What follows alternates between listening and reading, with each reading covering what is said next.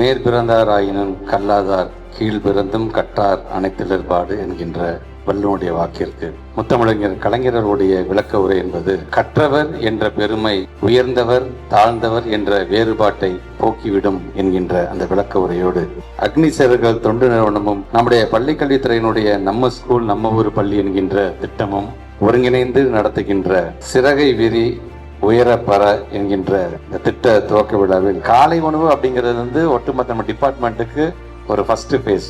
Final face எதுன்னு பார்த்தீங்கன்னா model school. இன்னைக்கு அந்த மாடல் ஸ்கூல் திட்டத்தில் உங்களுக்கு முன்பு நின்று உரையாற்றுகின்ற ஒரு மிகப்பெரிய ஒரு வாய்ப்பு எங்களுக்கெல்லாம் கிடைத்திருக்கிறது. எல்லாத்துக்குமே ஒவ்வொரு இலக்கு இருக்கு. இந்த ஃபெயிலியர் அப்படிங்கும்போது இந்த failure will never overtake me if my determination to succeed is strong enough என்று அப்துல் கலாம் சொல்றாரு. தோல்வி என்று வந்துச்சுன்னா அது என்னைக்குமே நான் ஆட்கொள்ளாது.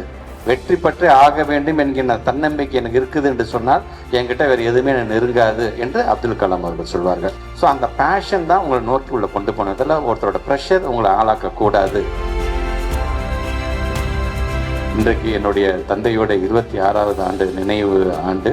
அந்த நினைவு ஆண்டில் நான் என் பிள்ளைங்களோட நின்று பேசுகின்ற ஒரு மிகப்பெரிய ஒரு வாய்ப்பாக இந்த வாய்ப்பு இன்றைக்கு அமைத்திருக்கின்றது.